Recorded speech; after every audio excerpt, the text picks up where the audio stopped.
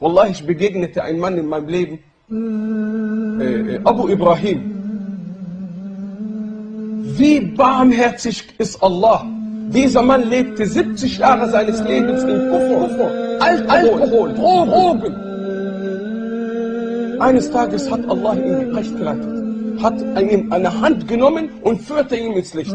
Ich habe ihn im Krankenhaus besucht. Dieser Mann ist krank. Ja, guck mal, jetzt betet er sitzt nur auf dem Stuhl. Er ist nicht in der Lage, sich niederzuwerfen für Allah. Ich besuche ihn, wie geht es dir? Salam alaikum. Fängt an zu weinen. Sieht er mich, ich sag, was ist los? Sei Allah dankbar für diesen Zustand. Sagt er, weißt du, was mein größter Wunsch ist? Und ich würde jeden Cent, den ich besitze und den ich gespart habe, geben. Wofür? Sagt er, nur eine einzige Niederwerfung für Allah. Eine einzige Niederwerfung. Ich möchte meine Stirn auf den Boden tun. Für Allah. Die Strafe trifft dich hier, Achim. Glaub es mir, die Strafe trifft dich. Gucke dir die Leute an, die der Dauer im Weg stehen. Und gucke dir ihre Familien an. Guck es dir an. Glaub es mir. Probier es aus. Gucke dir die Leute an, die der Dauer im Weg stehen und denke, sie hätten was für den Islam gemacht. Schau dir die Familien an. Viele denken, dass dieses Leben, achte, wo ist gestern? Wo ist letztes Jahr? Wo ist letzte Woche? Wo ist heute? Vor einer Stunde. Alles ist vergangen. Wo ist das Essen, was du gerade in deinem Mund getan hast? Ist Geschichte. Es ist vergessen. Subhanallah. Und glaubt es mir, Brüder, ich habe solche Schmerzen in meinem Herzen. Ne? Wenn ich das sehe, was wir erreichen könnten, wenn die Leute nicht alle so schlafen würden.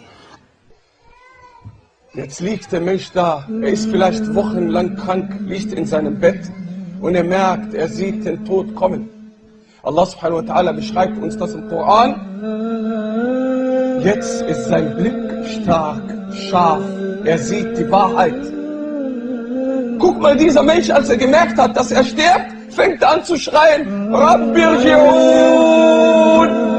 Oh Allah, schickt mich zurück! Was willst du in der Dunya? Du hast dein Leben gelebt.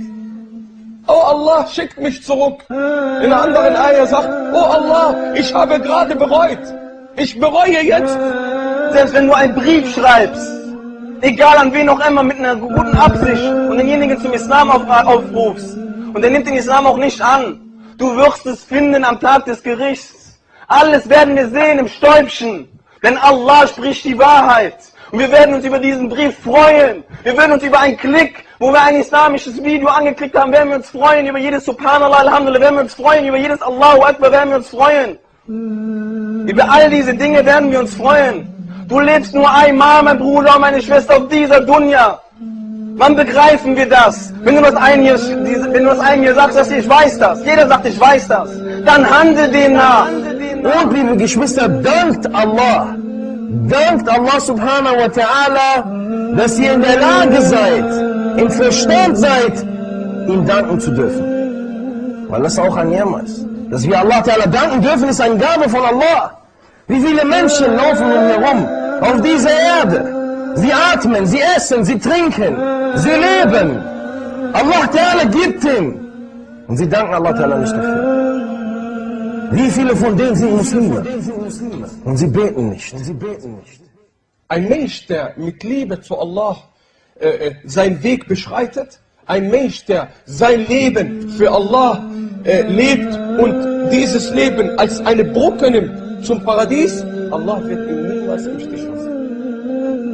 Niemals. Deshalb denk an deinem Leben und denk an den Zustand jetzt. Welcher Zustand bist du? In welchem Zustand bist du? Und wo wirst du sein am Ende der Tage?